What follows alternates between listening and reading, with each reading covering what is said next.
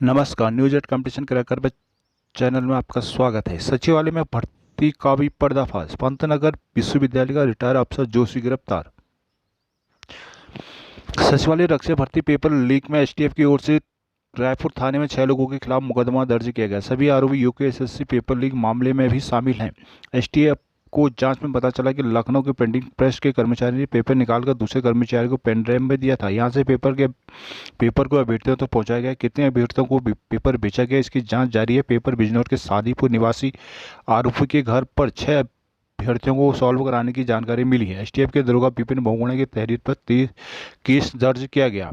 हाकम का भी कनेक्शन है। जिला पंचायत सदस्य हाकम का भी इस भर्ती के पेपर लीक से संबंध बताया जा रहा है। सूत्रों के मुताबिक इस पेपर लीक से कनेक्शन हाकम का एसटीएफ को मिला है, उसे भी मामले में आरोपी बनाया जा सकता है। एक मामले में पंतनगर विश्वविद्यालय की पूर्व एईओ असिस्टेंट एस्टेब्लिशमेंट ऑफिसर को गिरफ्तार किया गया। मामले में वो 23वीं गिरफ्तारी है। आरोपी लखनऊ के प्रेस से जुड़ा हुआ था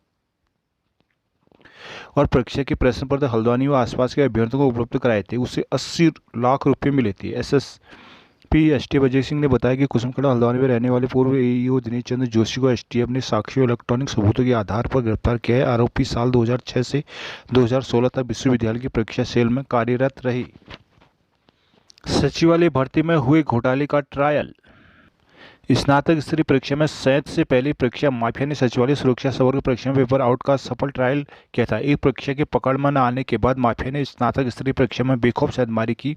आप हिंदुस्तान ने गत 20 अगस्त के अंक में इसका खुलासा कर दिया था। एसटीएफ की ओर से दर्ज मामले में साफ हो गया कि सचिवालय सुरक्षा सवर्ग परीक्षा में नकल का ठीक वही तरीका था जो स्नातक स्तरीय परीक्षा में अपनाया गया। दरअसल सचिवालय सुरक्षा भर्ती में पिछले साल 26 सितंबर को लिखित परीक्षा कराई गई थी। महज 33 पदों की इस परीक्षा में 7,000 आवेदक थे। इसलिए माफिया ने ट्रायल के लिए अपेक्षाकृत छोटी परीक्षा को अपने निशाने पर लिया। इसमें पेपर आउट करने के बाद देहरादून और धामपुर के चुनिंदा सेंटर पर उत्तर याद कराए गए। इस ट्रायल सफल होने के बाद माफिया ने 4 और 5 दिसंबर को हुई 2.5 लाख आवेदकों वाली स्नातक स्तरीय परीक्षा में यही पैटर्न अपनाया। महज 10वीं पास की योग्यता वाली सचिवालय सुरक्षा में मेरिट 90% के पार जाने पर संदेह पैदा हो गया था, जबकि सामान्य तौर पर मेरिट 80 तक ही रहती थी। इस मामले में आयोग 22 मार्च को रिजल्ट जारी कर चुका है। हालांकि अभी प्रमाण पत्रों का सत्यापन नहीं हो पाया है। कनिष्ठ सहायक का नंबर भी जल्दी। डीजीपी ने सचिवालय सुरक्षा के साथ ही कनिष्ठ सहायक जुडिशियल की जांच भी एसटीएफ को सौंपी है। सचिवालय सुरक्षा में मुकदमा दर्ज होने के बाद अब कनिष्ठ सहायक जुडिशियल में भी जल्द मुकदमा दर्ज हो सकता है। इस मामले में कुछ सेवारत कर्मचारियों पर नकल के जरिए भर्ती होने का संदेह है। एसटीएफ सूत्रों के मुताबिक एक ही गैंग से इस पूरे नेटवर्क को संचालित कर रहा था। आयोग ने 2020 में लोअर कोर्ट में कनिष्ठ सहायक के 272 पदों के लिए भर्ती परीक्षा आयोजित की थी। वहीं भर्ती घबराने में कार्रवाई देश भर के नजीर साबित होगी, कहना है मुख्यमंत्री पुष्कर सिंह धामी। मुख्यमंत्री पुष्कर सिंह धामी ने कहा कि स्नातक स्तरीय परीक्षा के पेपर लीक मामले में सरकार दोषियों पर इतनी सख्त कार्रवाई करेगी जिसे भ्रष्टाचार के खिलाफ देश भर में मिसाल माना जाएगा। मुख्यमंत्री ने कहा कि एसटीएफ को निर्देश दिए गए कि घपले में दोषी एक एक व्यक्ति को पकड़ा जाए, चाहे वह कोई भी हो। उधर अल्मोड़ा में मुख्यमंत्री ने कहा कि यूकेएसएससी की परीक्षा में जांच के कारण कोई विलंब न हो, इसके लिए सरकार ने खाका तैयार कर लिया है। परीक्षा कराने के लिए अन्य एजेंसियों संस्थाओं की मदद लेने की जरूरत पड़ेगी तो ली जाएगी।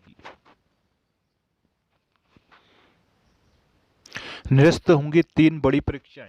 उत्तराखंड अधीनस्थ सेवा चयन आयोग की परीक्षाओं पर सवाल उठने के बाद मुख्यमंत्री पुष्कर सिंह धामी ने नकल या पेपर लीक से प्रभावित परीक्षाओं को निरस्त करने के आदेश जारी कर दिए हैं। सीएम के आदेश की जद में प्रत्यक्ष तौर पर 3 परीक्षाएं आ रही है। मुख्यमंत्री के आदेश के बाद स्नातक स्तरीय परीक्षा रद्द होनी तय लग रही है। सर्वाधिक विवाद इस परीक्षा को लेकर है। इस मामले में परीक्षा से पहले ही 100 से अधिक लोगों तक पेपर पहुंचने का शक है। 23 आरोपी गिरफ्तार भी हो चुके हैं। इस परीक्षा में परिणाम आने के बाद दस्तावेज सत्यापन की प्रक्रिया भी पूरी हो चुकी है। इसके अलावा आयोग द्वारा पूर्व में कराई सचिवालय सुरक्षा दल व कनिष्ठ सहायक जुडिशियल परीक्षा की जांच भी एसआईटी को सौंपी जा चुकी है।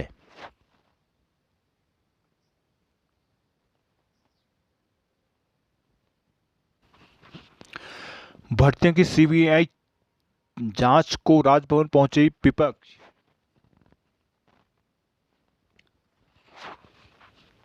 सरकारी महकमे की भर्ती में घपलों की जांच मांग राजभवन तक पहुंच गई। कांग्रेस ने गुरुवार को राज्यपाल लेफ्टिनेंट जनरल गुरमीत सिंह को ज्ञापन देकर यूकेएसएससी सहकारिता शिक्षा समेत सभी महकमों हुई भर्तियों की जांच सीबीआई हाईकोर्ट के सिटिंग जज से कराने की मांग की है। कांग्रेस ने सवाल किया कि क्या वजह है कि घपले के तार दो राज्यों से जुड़े होने के बावजूद सरकार नौकरी माफिया को बचाने की कोशिश कर रही है। प्रदेश अध्यक्ष करण माहरा के नेतृत्व में गुरुवार को कांग्रेस के प्रतिनिधिमंडल से राजभवन में राज्यपाल से मुलाकात की। प्रतिनिधिमंडल ने कहा कि उत्तराखंड में सरकारी भर्तियां भ्रष्टाचार का पर्याय बन चुकी है। यूपीएससी में 15-15 लाख रुपए पेपर लीक कराकर नौकरी बेचने के मामले में अब तक की सभी भर्तियों में सवाल खड़े कर दिए हैं।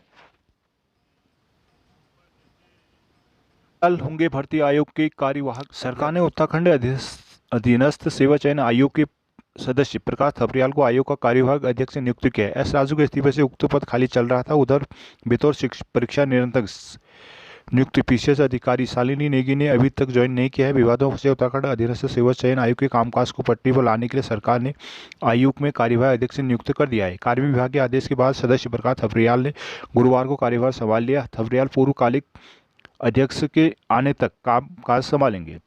उधर आयोग के लिए बतौर परीक्षा नियुक्त पीसीएस अधिकारी शालिनी नेगी ने अभी ज्वाइन नहीं किया। शालिनी अभी उत्तरकाशी से रिलीव नहीं हो पाई है। वहीं आयोग का अधिकांश समय एसआईटी और विजिलेंस को दस्तावेज देने में ही बीत रहा है। आयोग के कर्मचारियों को एसआईटी पूछताछ के लिए बुला रही है। इस कारण अभी आयोग का कामकाज पटरी पर नहीं आ पाया। समझा जा रहा है कि अध्यक्ष की तैनाती के बाद आयोग का कामकाज में तेजी आएगी। वन निगम में भर्ती होंगे 230 स्किलर। उत्तराखंड में बेरोजगारों के लिए अच्छी खबर है। जल्दी ही वन निगम 230 स्किलरों की भर्ती करेगा। निगम ने इसके लिए अधीनस्थ सेवा चयन आयोग को प्रस्ताव भेज दिया। यह राज्य बनने के बाद पहली भर्ती होगी। 2016 में हुई भर्तियां घपले के चलते निरस्त कर दी गई। वन निगम में वर्तमान में स्किलर के करीब 800 पद स्वीकृत हैं। इस पर कई सालों के बाद कुछ माह पहले ही 200 से चतुर्थ कर्मचारियों को पदोन्नति देकर तैनात किया गया था। इसके बाद अभी 230 पद विभिन्न वन प्रभागों में खाली हैं। इसके चलते फील्ड के कामों में दिक्कत हो रही है। ऐसे में निगम की ओर से करीब 8 साल बाद स्किलर के पदों पर भर्ती का प्रस्ताव आयोग को भेजा गया है।